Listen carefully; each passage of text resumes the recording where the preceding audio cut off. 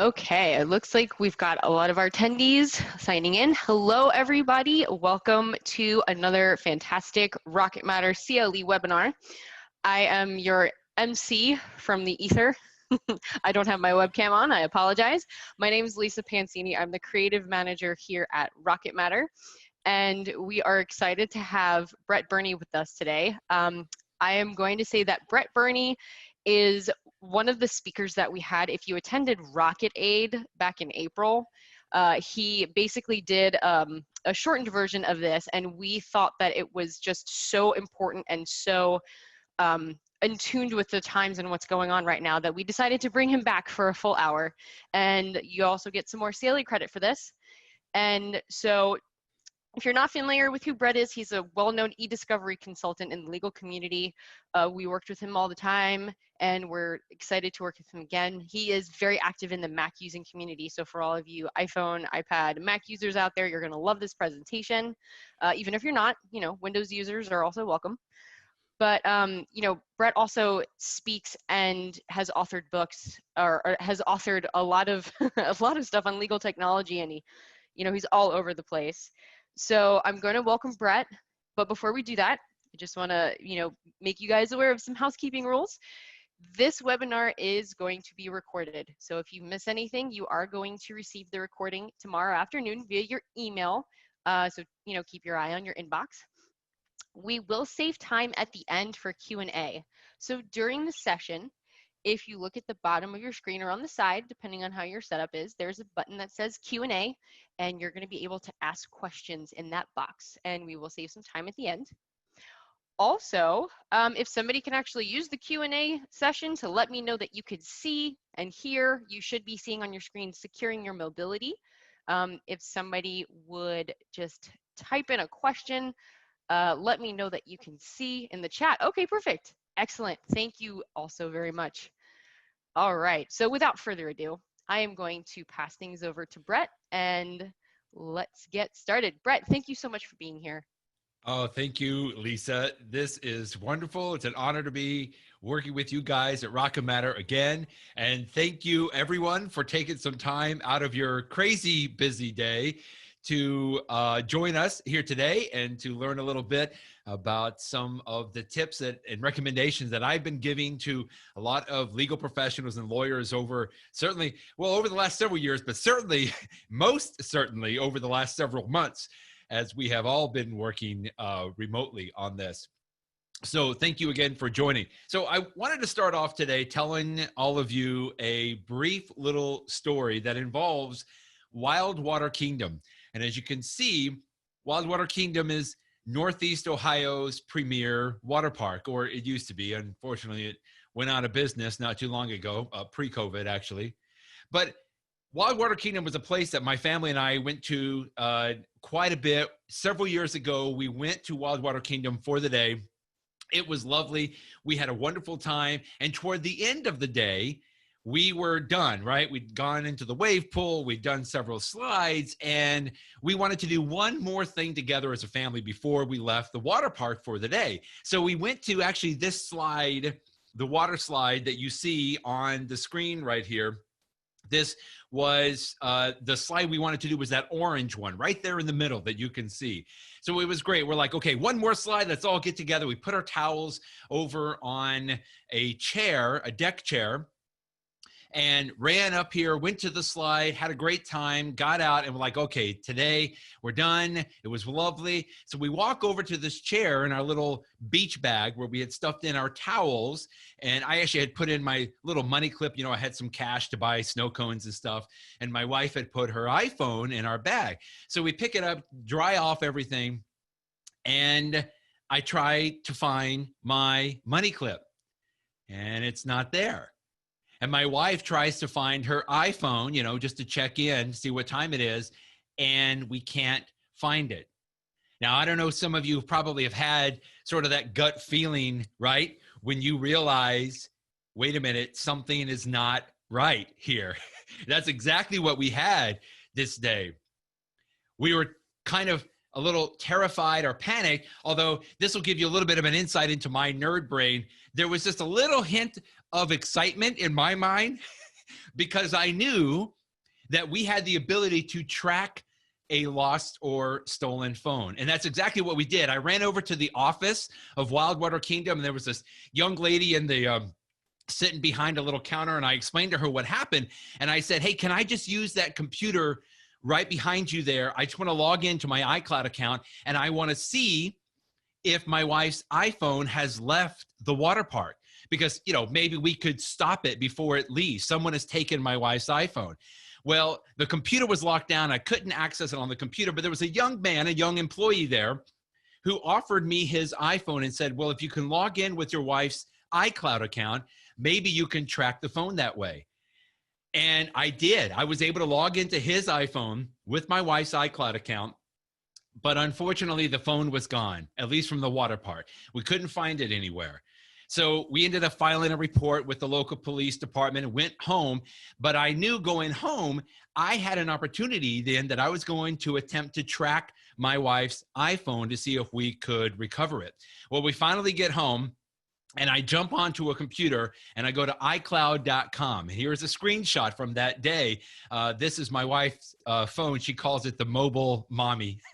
Well, if you can see in this map, it's a little hard to see, but if my cursor is hovering over a lake called Geauga Lake. And right around that lake is where Wildwater Kingdom is located. That's where all the slides are. It's right on the banks of this lake. Now, the phone wasn't there, but if you can look right at the center of my screen, I was able to locate my wife's iPhone about 27 minutes prior in a parking lot. And if you see that little white little blob is actually a building there, which is a Walmart, which I came to find in a few minutes is where the thief had racked up about $1,600 worth of merchandise on my stolen credit card.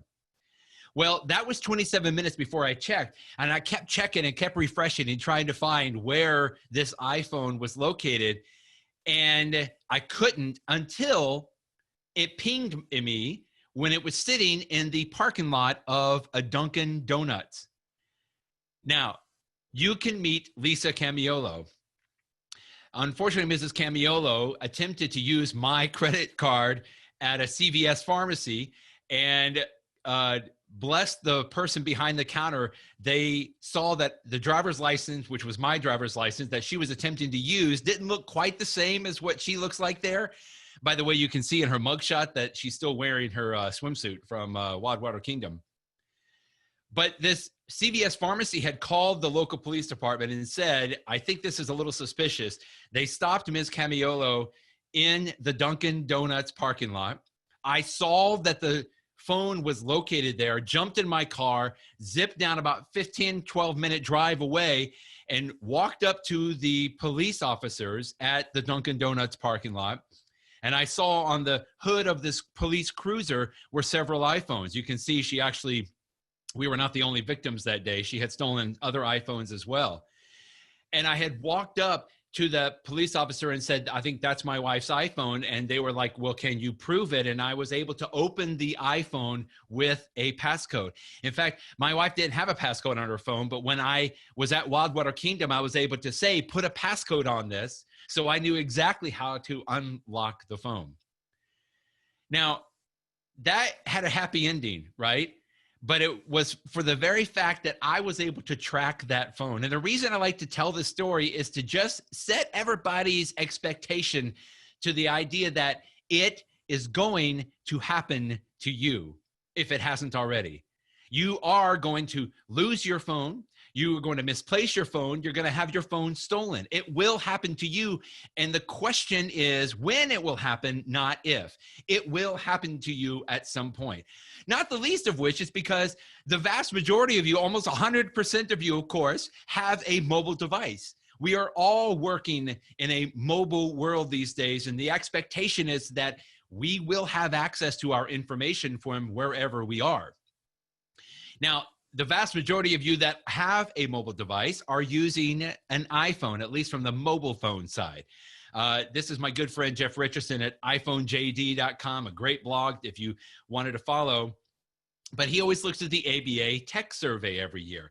And actually, Android was making a little bit more of an inroads. It was almost like 20 to 25% of you were using Androids, but iPhone came back last year to where it's almost about 80% of lawyers today, at least responding to the ABA survey, are now using iPhones. And the rest of you are using Androids by and large, although there's still some of you hangers-oners, right? That God bless you, you're going to hold on to that BlackBerry until it just probably won't work anymore on there. But there are still a few. Now, I remember the first time that I saw a mobile phone and I was amazed. It was actually in the movie Lethal Weapon. You guys remember that? Sergeant Murtaugh pulled his car over on an overpass in LA, on a highway overpass. And he pulled out this little briefcase looking thing out of his car. And he ended up getting a phone and making a call to Sergeant Riggs, which of course is Mel Gibson. And that blew my mind when I saw that movie. I was like, wow, how is it possible he's making a phone call on an LA highway overpass from his car? Now, of course, it was because he had this briefcase that he carried with it. But we've seen this evolution, right, of phones, from the big, huge honking phone through the candy bar phones and the flip phones and the old Blackberries that I used to call the slices of bread that you would hold up to your ear. But today, of course, we have these devices that are basically beautiful slabs of glass that can do so much. Now, we typically think of these devices as mobile phones, right? That can do a few other things. You know, it can make some birds angry and you can crush some candy. But we think of these as phones first that can do some other things. But I know many of you are not as nerdy as I am, but if you take the time to think about how many items that your phone today has replaced, it's pretty amazing. For example, my phone is my primary place that I check my email and my calendar, right? That's the first place I go. I can get it on my computers, of course, but I look on my phone primarily. It's where I get news every morning. I don't have a radio anymore. I just pull up the feed on my phone and put it on a Bluetooth speaker. It's definitely my primary camera and my video camera for the kids and everything else. I don't have a separate camera. If I do, it's just gathering dust right now. It's where I get my books today through Amazon Kindle app. It's my magazines and weather. But wait, that's not all. I got a whole other list here. When I used to travel, remember those days, it was my travel itinerary, my flight tracker. I even used it as my booking certificate, right? That I could jump onto the plane with. It's my timekeeper. It's where I track my time or my steps. It's my alarm clock. It's my voice recorder. It's my calculator. It's my primary GPS. Oh, and by the way, it can also make phone calls. I love going through this little exercise because hopefully what you're taking away from this is the fact that these are no longer just small little phones that can do some other things. These today are fully powered, fully functional personal computers. This is the primary PC that most of us use today. We still sure have desktops and laptops, but these devices are one of the first places that we go to. This isn't my original idea. Walt Mossberg, who used to be the tech columnist for the Wall Street Journal, wrote about 3 years ago, 2017, which was the 10-year anniversary of the iPhone. He said that Apple launched the iPhone. It has conquered the world, but it's not done getting better. In fact, it has become the new personal computer. And one of the reasons I think this is so important for us to grasp is simply because if we think about this as a computer, then we're going to pay a little bit more attention to protecting the information that we carry on it. In the words of Uncle Ben, Spider-Man's uncle, with great power comes great responsibility. Now, a lot of people have looked at this, right? A few years ago, the ABA president started a commission where they were tasked with looking at, should we make any changes to the model rules of professional conduct to address the idea that technology today affects nearly every aspect of our legal work, how we store information, how we communicate with clients, how we conduct e-discovery. I like this. In the past, they say in that middle paragraph, lawyers communicated with clients by telephone, in person, by facsimile. But today, lawyers communicate with clients electronically. Confidential information is stored on mobile devices and even in the cloud.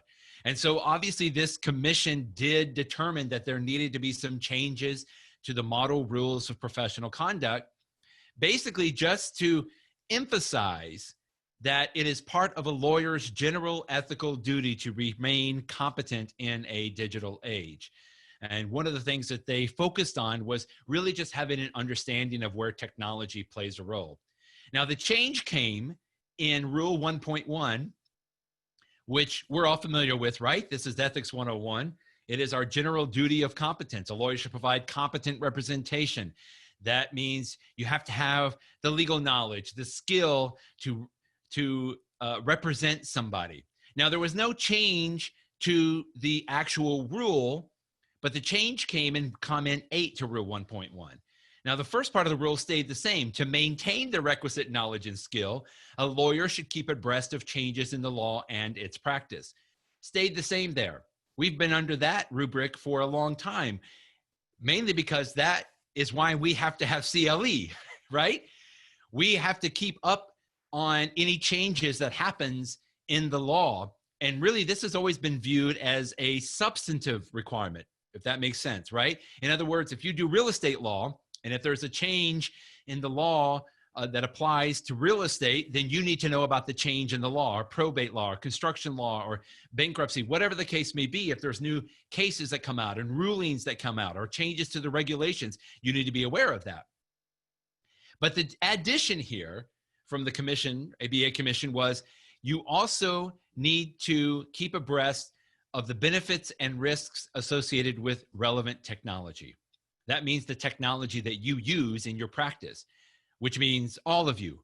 We all use technology in our practice, even if it's just getting on Microsoft Word or using email, for example.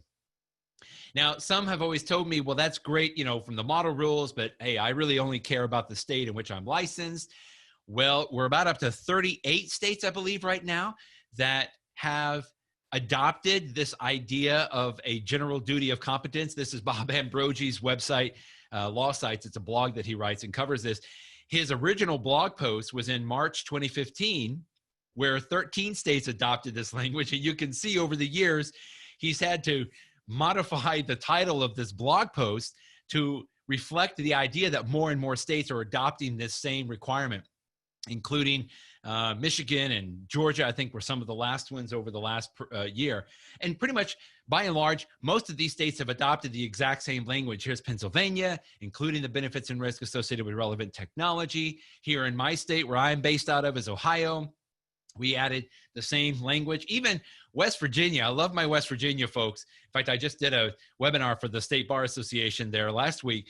But one thing I always point out, which I love in West Virginia, is they actually made one little change. To maintain the requisite knowledge and skill, a lawyer should keep abreast, but West Virginia made this even a little bit more, I guess, an emphasis on it, that a lawyer must keep abreast of changes in the law and its practice, including the benefits and risks associated with relevant technology. And I know for all of you, my friends there in Florida, where Rocket Matter is based out of, lots, you know, a great emphasis there, even on the idea that some of your CLE has to be technology based. And I know other states are following Florida in that aspect, which is great. So quickly, what does that mean when it applies to your daily practice from a practical level? This was a good article I found from Bloomberg Law a little while ago, talking about the idea of technology competence, or the concept of technology competence. And we typically think of it as like protecting client information. And that's certainly what we're going to focus on in a little bit here. But he had 5, I thought, really interesting on-point bullet points here where it covered this idea of technology competence. Number 1, you can see safeguarding client information. First and foremost, that's typically what we're thinking of. E-discovery, as Lisa was kind to mention, that's an area that I work in quite a bit, and certainly has a lot of technology concepts that swirl around that area, because that's where the evidence is located, right? Email and social media. The technology that lawyers use to run their practice. document automation, practice management software like Rocket Matter, yeah, making sure you don't miss issues or components, making sure that if a client calls you, you can put your fingers on their files. That's what Rocket Matter does, for example. And then at the very end, technology used to present information in the courtroom. But we're really going to focus, I think, on that first, the two that I've kind of highlighted there. So quickly, what does this mean when we talk about the benefits and risks associated with relevant technology? Well, the benefits of mobile devices are amazing, right? We've already alluded to some of the fact that with a mobile device, whether it's a phone or an iPad or a laptop, we can get our work done from anywhere. Even more so today, some of us may have been forced to get our work done from anywhere, right? From the corner of the dining room these days, or in the days that we used to go to Starbucks, if you remember that, I could get actually all my work done by sitting at a table at Starbucks if I had my laptop, my iPad, and my phone. What else do you need? I know there is some other things that you need, but as long as you have everything set up, like for example, if you're on Rocket Matter, you can access everything you need from one location. The benefits of mobile devices today are amazing. I've been doing this a long time, and I remember the days we used to dream about being a remote lawyer or mobile lawyer, and today that realization is bigger than ever and more wonderful than ever. Other than the fact that we're in a pandemic and all that kind of stuff. So what are the risks involved with mobile devices that we do today? Well, there's the obvious ones, right, that we've already discussed. It is going to happen to you at some point if it hasn't already happened to you. It's going to get lost at some point. It's going to be stolen. The question is when it's going to happen, not if. You could simply, in the days we used to travel, you would leave it in the back of a cab. I can't tell you how many times I would have lawyers call me and frantic, like, I think I left my phone in the back of an Uber or something along those lines. How can I turn it off? Or it can be stolen. Several years ago, the police department in New York City would refer to this as apple picking because so many iPhones would just be snatched out of somebody's hands as they were walking down the street. And who knows what else could happen to these devices. I saw this picture and it disturbed me. So I went looking for a little bit of more information about it. This is a company that provides insurance for mobile devices, protectyourbubble.com, where they found that 42% of women are more likely to have their phones stolen than men, but men are 57% more likely to drop their phones down the toilet. Now that really, really disturbed me until I found another story that apparently about the same percentage would be willing to dive in and retrieve that device. So I guess that's a good thing, right? Maybe wipe it off real good on there.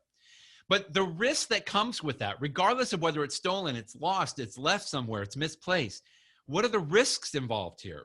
Well, there are many, but we don't have to go any further than this, which is email, right? Email. Today, we use email to communicate with our clients and colleagues. Today, we use email as the primary way that we transport files and documents, right? We may snail mail something out to somebody, but we'll first email it to them, scan it, or whatever the case may be. The point that I'm making is if someone was able to access your phone, they may not necessarily be a hacker, but they know what the mail app looks like, right? And if they were able to access your phone and get into your phone and they opened up your mail app, would they not then have complete and unfettered access to the most confidential and sensitive information that has been entrusted to you, right? And it's not just the messages themselves, the communication. Even in my work on e-discovery, for example, we find that the vast number of loose files, Word documents, PDFs, pictures, those don't come from like a server somewhere. Those come because those documents and files were attached to email messages. So today, I know all of us send some of the most confidential and sensitive information via email. And that is the risks that are involved because we have to protect that information. So what can we do? So here I'm going to switch over and start providing some tips and recommendations on some of the things that are the best practices for protecting the information that you are already carrying on your mobile device. So first, I just have a few quick ones that I wanted to cover here, under which I kind of address it as situational awareness. Just things to be aware of when you are using mobile device, right? Things that you should just be cognizant of or be thinking of.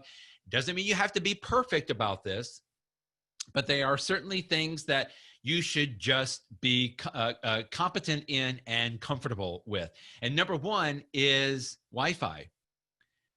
Wi-Fi today is wonderful. Certainly, hopefully, many of you have experienced that and maybe even had to upgrade your Wi-Fi in your home if you've been working from home. But more specifically, I'm talking about some of the open public Wi-Fi networks that many of us have used over the years. Maybe not so much right now, but in the days that we used to go, when I travel, I would always look for a Starbucks or a Panera or a coffee shop somewhere that would offer free public Wi-Fi, because why? That would allow me to sit down, check email, respond to people, send a document, whatever the case may be. Public Wi-Fi, the benefits of having access to Wi-Fi are amazing, but what are the risks involved? Here's an article I found from Matter off of Medium not too long ago, where it's an interesting article. If you wanted to go and look at it, they basically just had an individual, a quote hacker, that would sit in a coffee shop.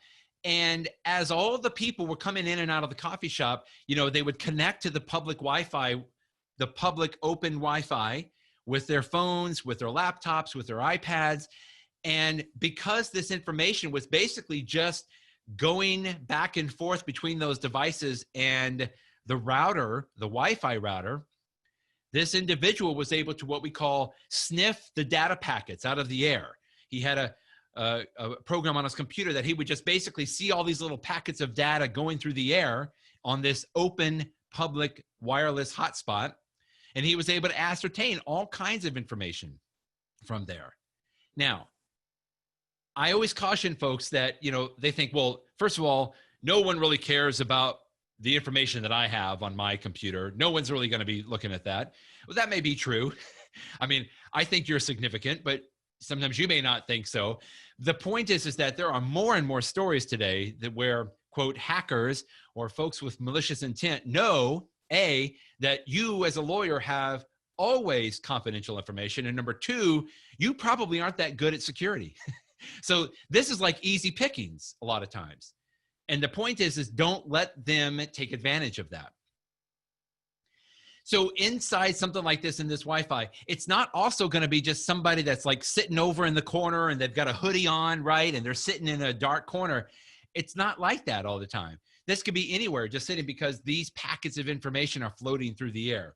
So a couple of things with Wi-Fi just to be aware of. Now, this is from an iPhone, but I know there are similar settings that are available on the Android device as well. And the first is that ask to join networks. Now, this is great, right? This is convenience. Apple does this by convenience in the sense that once you connect to a Wi-Fi network, the iPhone or the iPad will automatically connect to that same network again if you go to that same place again. Does that make sense? So if I visit my neighborhood Starbucks, every time I go in there now, it will reconnect me to that network, because that's really nice and convenient. I know I can just walk in the door and I'm already connected to Wi-Fi and I can start looking around. Now, you can do what Apple calls forget this network. If you tap the little blue eye circle right there, you can go in and one of the options will be forget this network, which means that it won't rejoin that network again unless it asks you first and you give your phone permission to join that network there. You should always have this turned on, ask to join networks, and just know that you can forget the network if you need to. And second, quickly here, is consider using a VPN. Now, I'm willing to bet the vast majority of you on the call right now know You've heard somebody talk about a VPN before. That wasn't true even 5 years ago, but now I find many people know about it, a virtual private network. Now, this sounds scary, this sounds techie, this sounds nerdy, but today there are services that can hold your hand through this, and you need to be aware of something like this. This is a technology you need to be competent about. You don't have to know everything about it, but you should at least know. There are many services out there that you've seen probably ads for: ExpressVPN or NordVPN. There's IPVanish. There's many of them out there, but here's one that I recommend for folks if you've never looked at a VPN, for two reasons, or maybe three or four. One, it's so cute. It's called Tunnel Bear. And it literally is a little bear. In fact, when you turn this on, there's a little cartoon bear that digs a tunnel to show you the concept of what it means to be in using a VPN. Number two, it's a free option. In other words, it gives you 500 megabytes per month of free of the service, which is plenty to get you familiar with it. In other words, if you're already using a VPN, stay with that. That's great. But if you've never taken 10 or 15 minutes to understand what a VPN does, this is a great option to start with. It'll at least get your toe dipping in the water so that you understand what a VPN can do. By the way, I don't use a VPN all the time. If I'm going to sit at the Starbucks and just check my Facebook, feed, I don't necessarily turn a VPN on. But if I know I'm going to sit there and do some work, sending confidential information to my clients, I'm going to turn on the VPN just to have an extra added layer. In other words, once a VPN is turned on, there are still packets of data that are drifting around in the air. But even if someone could grab those packets of data, that packet is encrypted, so they cannot see the contents in there. Okay, number two, situational awareness, GPS. The benefits of GPS are fantastic. I don't even have a GPS in my car anymore because the GPS maps on my phone are far superior. It also allows me to understand what the weather is going to be like, or the Find My Phone session. But here's something you should be aware of. This, if you go into settings, this is one, again, something else that Apple does for your convenience. It's called significant locations.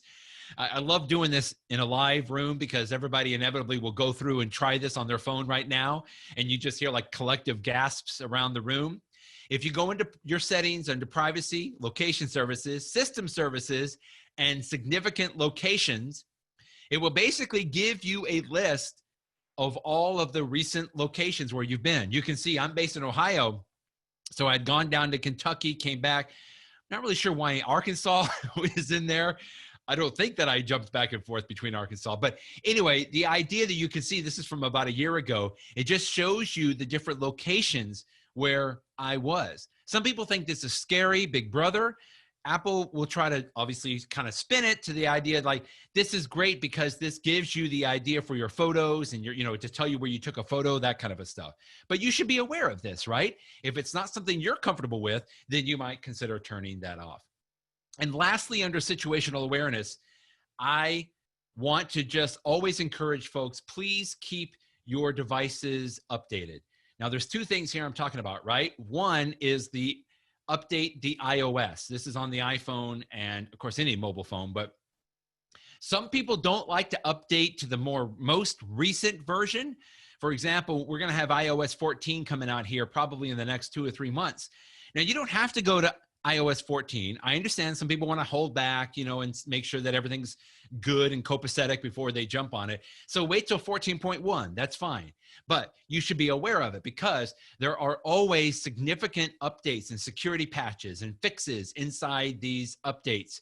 And you should always be looking to update your device with those security components. And the same thing, number two, is with apps. So if you see that little red number on your app store icon, your logo, that's because you have apps that need to be updated. And if you see that, please go in and update those apps. Same idea. There are patches and security fixes and all kinds of things that are added in there. And it's something that you should be aware of. All right. Now I want to move on to the second area, which is probably going to be our biggest area for good reason. Passcodes, right? Passcodes. The same company I showed earlier found that the most dangerous thing that people do with their smartphones is they do not put a passcode on there. Now, this was probably more true a few years ago, but more recently I found that Apple and Google and other device manufacturers require you to put a passcode on before they let you use it, or they really, really strongly encourage you to put one on. So I don't find this as much today, but I want to give you a few tips and recommendations. So what are we talking about here, right? You're all familiar with this. At least on the iPhone, you have this little keypad that you type in what used to be a 4-digit number or a PIN. Today, it's a 6-digit PIN is required.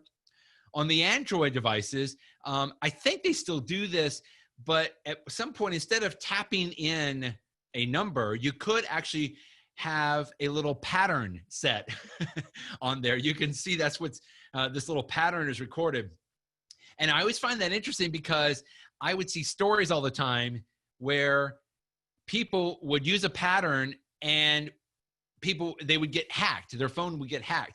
And actually what they were doing was simply just, they would hold the phone just so that they could see like the fingerprint smear on the pattern, right? And sure enough, they would just follow the fingerprint smear on the pattern and it would unlock the device. So just as a caution there, if you have an Android device, you may want to choose to not use a pattern instead and go with a passcode. Now, you've got to have a passcode on your device. Please make it a good passcode. You probably see these headlines every year. They go through and list the worst passcodes that were used during that year, and by far and away, it pretty much stays the same because either people just don't listen or they don't learn. The top worst passwords and passcodes that people use is 1, 2, 3, 4, 5, 6. Why is it through 6? Because you got to have 6 characters, right? Or you can see the word password was number 2 in 2018. It's now kind of been bumped down now because I guess we prefer the numbers. I'm not really sure. Another story I found is 1 in every 142 passwords is 1, 2, 3, 4, 5, 6. So, you know, all of you are intelligent people, right? I just want to throw this out there. And I'm going to guess most of you, hopefully the vast majority of you, are not hackers per se. But let's say that you got somebody's phone and you wanted to unlock it just to see if you could, right? And if you knew that this statistic is 1 in every 142 passwords is 1, 2, 3, 4, 5, 6, what would you start guessing with? The point that I'm making is 1, 2, 3, 4, 5, 6 is not secure simply because it's what everybody is going to start guessing necessarily from the very beginning. It's so critical to make sure that you have a good passcode and set it. I always offer to people, think about what you use for your ATM pin, right? I mean, surely you have a good pin for your ATM access because that's your money. So you could build on that if nothing else. Just think of it from that aspect. Now, Apple has emphasized this so much now, whereas they used to only require the 4 digits, they have upgraded that to require 6 digits for their passcode now. People were like, oh, that's too much. But if you see right there in the first sentence, it's up to 100 times harder to crack a random 6-digit code than it is to crack a 4-digit code. Because it's just, you're just doing a brute force at this, right? This is what I typically just call the tug of war, the constant tug of war between security and convenience. A 4-digit passcode is more convenient, but it's not as secure, right? A 26-digit alphanumeric password on your phone is extremely secure, but it's not very convenient, right? Because it'll take you 5 minutes to type it in every time if you want to just get into your phone. But you understand that there's always this fight between the two, and this is what we have to deal with, and you have to come to a safe conclusion for your practice on what's going to be the best capacity here. I mean, that's really what we're getting to, is protecting the information that's been entrusted to you. All of you know about 1.6, right? Of course, all of your non-lawyer family members know about 1.6. Everybody knows lawyers have a duty to protect information that's been entrusted to them. You also have a duty to make reasonable efforts to prevent the inadvertent or unauthorized disclosure of that information. You have an additional duty to take reasonable precautions to protect information when you are communicating with your clients. Now, you notice there that I've made the emphasis on two phrases: reasonable efforts and reasonable precautions. I do that purposely because I want you to understand that the standard here is reasonableness, not perfection. I get people all the time coming up to me and saying, well, I'm afraid if I use a passcode, somebody could crack that and it's not going to be as safe as what it needs to be. No, it's probably not. But it's safer than not having any passcode on your phone, right? It's a reasonableness standard. Is a 6-digit passcode perfectly secure? Of course not. Nothing is perfectly secure, but it is absolutely reasonable. And I would even dare say today, required that you have that on your phones.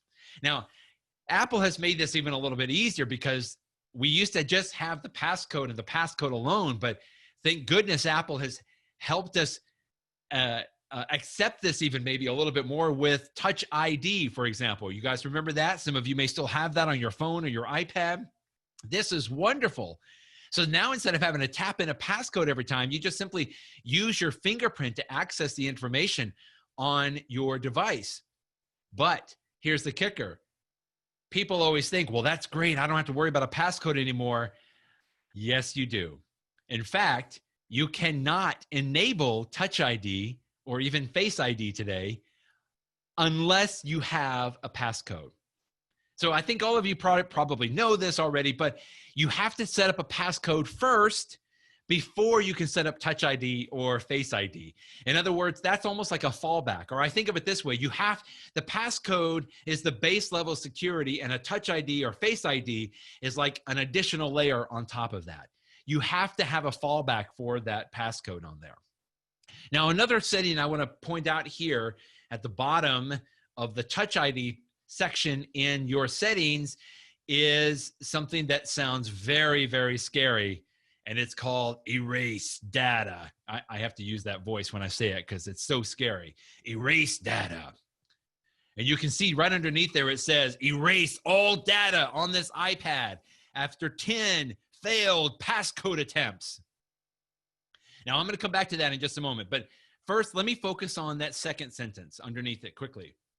Data protection is enabled. What does that mean? Well, when you turn on this setting, erase data, even though it's scary, I get it. I'm coming to that in a moment. But the first thing that it does is that it turns on data protection on your phone. Data protection is a powerful security mechanism provided by Apple. When it is enabled, it ensures that any files created by an app are automatically encrypted on the iOS file system. That means that if someone were to come into the possession of your phone, but you did good, you've listened today, you put a passcode on it, even if they could plug the computer into, or plug the phone into a computer, or attempt to try the passcodes, unless they get the actual passcode, all of the information on that phone is completely encrypted. In other words, they can't access the information. Now, to further drive this point home, some of you remember, well, this has happened several times, but one of the ones that sticks out of my mind is back in 2016, under this very tragic situation, right? That the FBI was able to recover the iPhone of one of the shooters in the San Bernardino tragedy, and they wanted to access the information on that phone, right? That sounds absolutely logical. Of course you want to get information on there. That could help save lives, obviously, by seeing who else that person was talking to, that kind of a thing. But it really pitted the FBI and the Apple together. Why? Because Apple's like, we can't get access to that information. It's completely encrypted. This even spurred Apple to write an open letter to everyone, just telling them how much that they focused on encryption. For many years, we have used encryption to protect our customers' data, because we believe it's the only way to keep their information safe. We've even put that data out of our own reach because we believe the contents of your phone are none of our business.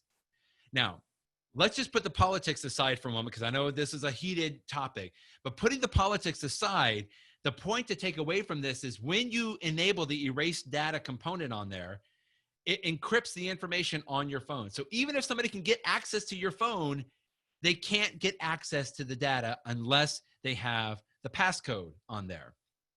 Okay, so let's go to the other thing I promised. Erase all data on this iPad after 10 failed passcode attempts. So scary. Who would do this? In fact, the Cult of Mac says this is the most important setting you can enable on your phone.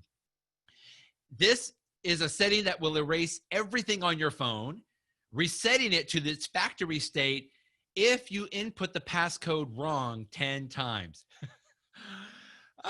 Like who wouldn't want that kind of excellent security if they lost their phone or got it stolen? Well, I'll tell you, there's two things that I've heard on this aspect, and this story goes through that. Number one, people tell me, I can't do that. My kid's going to pick up the phone and they're going to try to do the passcode because they want to play Angry Birds, and then it's going to lock me out. I can't put that on.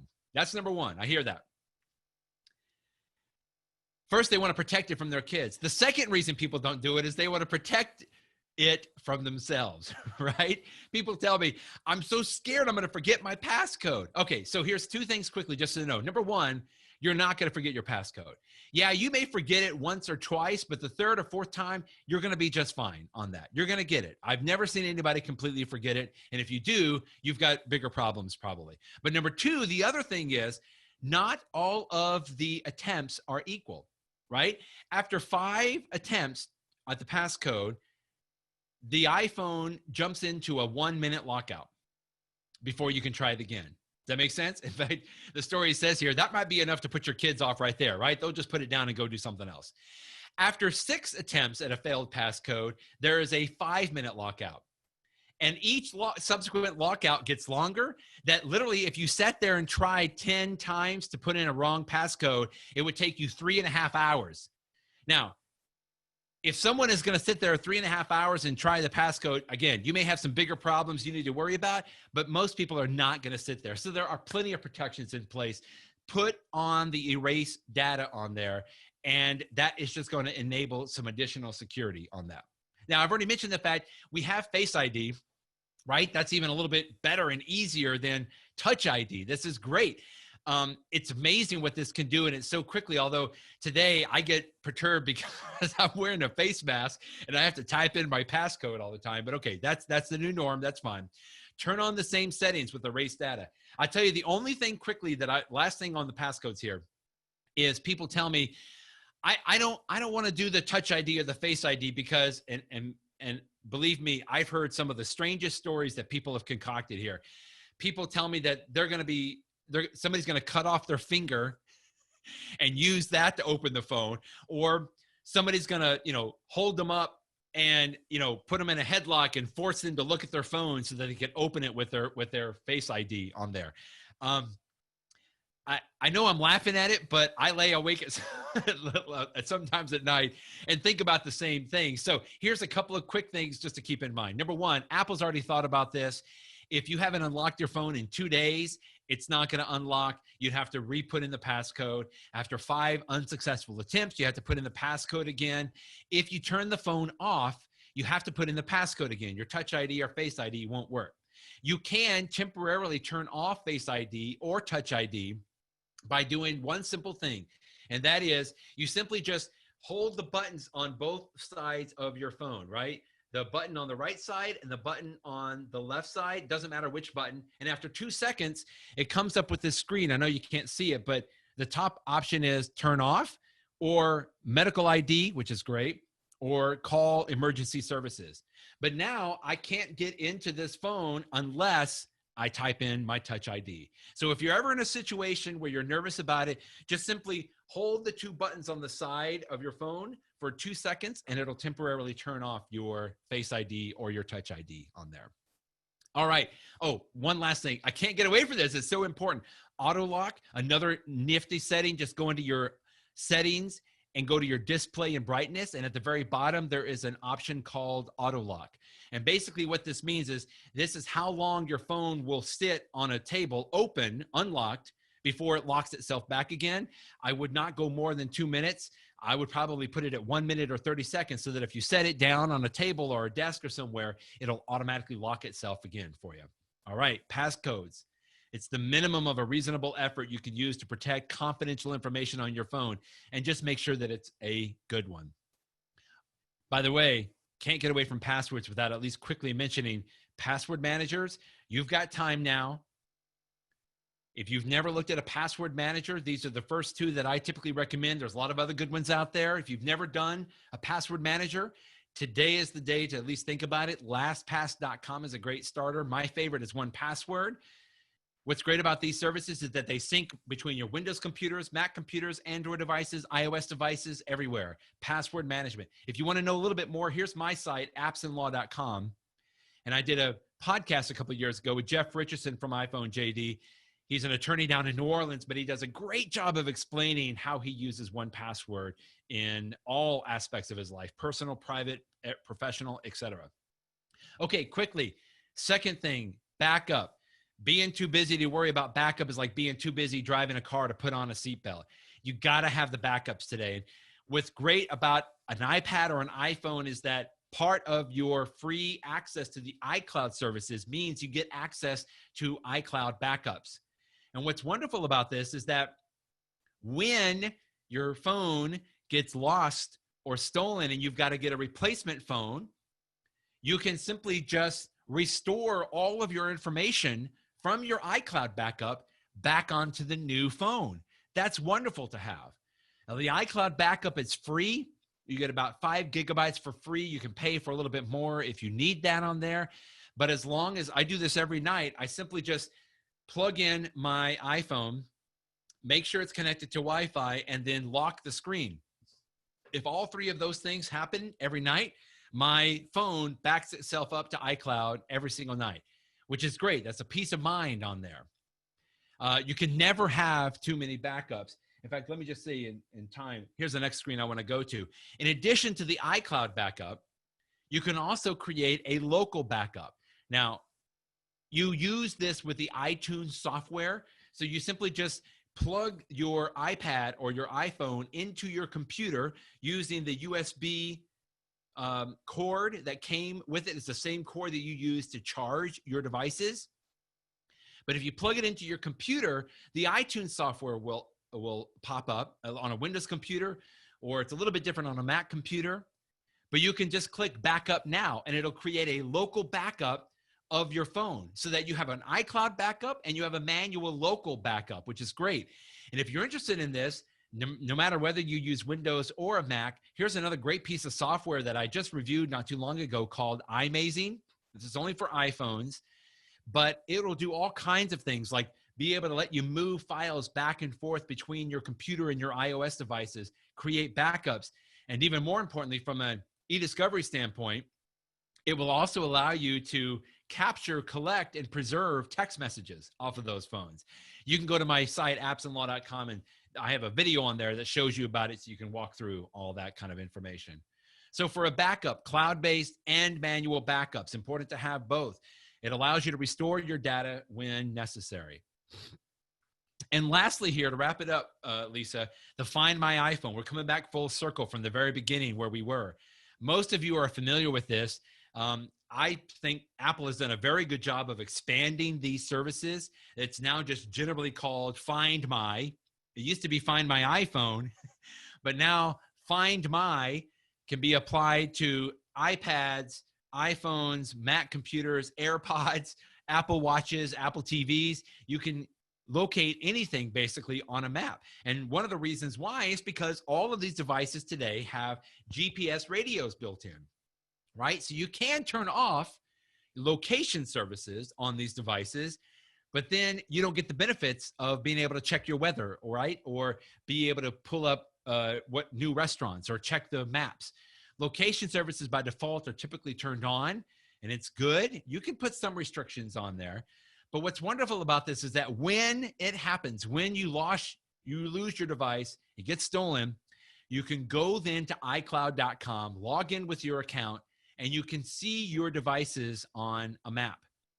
It's very simple to do. It's exactly how I tracked my wife's phone when I was looking for it. There's even an app available on the phones. It used to be called Find My iPhone, but there's a Find My app on here now that allows me to locate all of the devices. And I have a 14-year-old daughter, and she has a phone now, and obviously it's one of the ways that I can track her phones on there as well. The Find My iPhone service allows you also to play a sound of the device.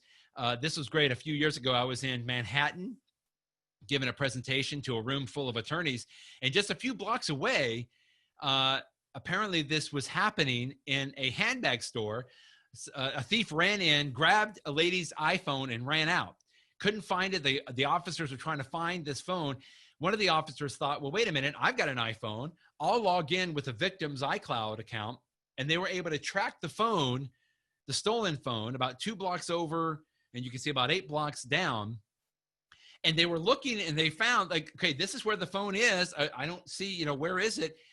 And they couldn't find it. So they made the stolen iPhone play a beep, a sound. And this gentleman's boot started beeping because he had stuffed it in his boot to hide it. So they were able to retrieve it. And the lady got her iPhone back. It was just great. Another service is you can put it into lost mode, which is really just making sure that it can ping itself back. It puts a message on the screen. You can put a passcode and lock it down if you haven't already done that. And then, of course, what I call the nuclear option, you can completely erase everything. If the phone is across the country, there's no chance you're going to get it back. You can say erase everything on the phone through the iCloud service. So having access to the Find My iPhone service is absolutely amazing. And it's free. You already have access to it if you've purchased an iPhone or an iPad. Clients know this exists. And one of the things I always recommend to folks is do a quick fire drill, right? Just leave your phone out in the car, or maybe you do this because it happened, but put your phone in the car, come inside and log into your iCloud account and just see how it looks, like what it looks like, so that you have a confidence level that you could find your phone if you needed to. So here are some takeaways. Consider that VPN for open Wi-Fi networks. Keep your apps and iOS updated all the time. Put a passcode on your device. Make sure it's a good one. Make sure you have plenty of backups on your device, and turn on Find My iPhone and then perform a fire drill just so that you have a comfort level with how this works. All right, Lisa, I'm going to stop there because I know we just have a couple of minutes for some questions. If you want to get more information about a lot of these tips, my site, appsandlaw.com, you're welcome to go there. And just see, I've got a podcast on there as well that I talk to several lawyers. All right, so let's see if we can answer some questions here in the last couple of minutes, Lisa. Okay. So a few of the questions was, you talked a lot about iOS devices, but are any of these features available on Android phones as well? Yes, some of them are. Now, the thing with, of course, with the Apple iPhone and iPad, Apple controls both the hardware and the software, right? Which means that they have more control over a lot of these services, and they just work a lot better together. When you have Google in the Android device, you have Google that makes the Android software, but then there's all kinds of manufacturers that make the different phones, right? So they can't be quite as integrated the same way. But yes, there are similar services. I think I wanted to say there was like LoJack for some of the Android phones on there. The password management capabilities are almost the exact same. The VPNs absolutely work the same on Android operating systems as they do on iOS systems. All right, excellent. And this is actually a question that came up from a few people, is should we have separate phones for personal and for work use? Oh, that's a good question. And my personal answer to that is no. I think that's overkill. As long as you're taking reasonable precautions and steps to make sure that you are protecting the information. The other way that I see people do this is on my iPhone, for example. I have the mail app that comes on the iPhone, and I use that for my personal email, but then I have Microsoft Outlook on here that I use for my business email, right? So it doesn't cross. The only times that I've seen where that's been required by the client is either in healthcare or in financial situation. So in other words, if a firm has, a big financial investment firm, they require to have two different devices simply because, it just helps them keep track and whatever regulations that they read that's required. But in today's world, I don't think that that's necessary. And lastly, just quickly, I see also some firms will do a separate, what we call a mobile device management system, an MDM. And that a lot of times can also help to separate business or professional versus personal. All right, excellent. So Brett, for the people that weren't able to get their questions answered during this time, do you have an email address or some way that the folks that have attended today's webinar can reach out to you? Absolutely, of course. The best way probably is just appsinlaw.com, and it's just my first name, Brett, B-R-E-T-T, at appsinlaw.com. You can tell I love talking about this, so I am more than happy to have people ask questions and follow up. And Lisa, if anything comes through your way, please make sure it gets to me, and I'll be happy to answer that too. Okay, awesome. I've gone ahead and I've shared that in the Zoom webinar chat for everybody.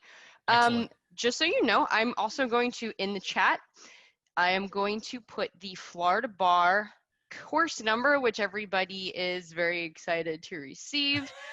I bet that was a top question, right? Exactly. Okay, so also, just to let everybody know, this information will be emailed to you tomorrow along with the recording of the webinar and the slides. But for those of you that are still here that made it all the way to the end, congratulations. It was a very informative CLE.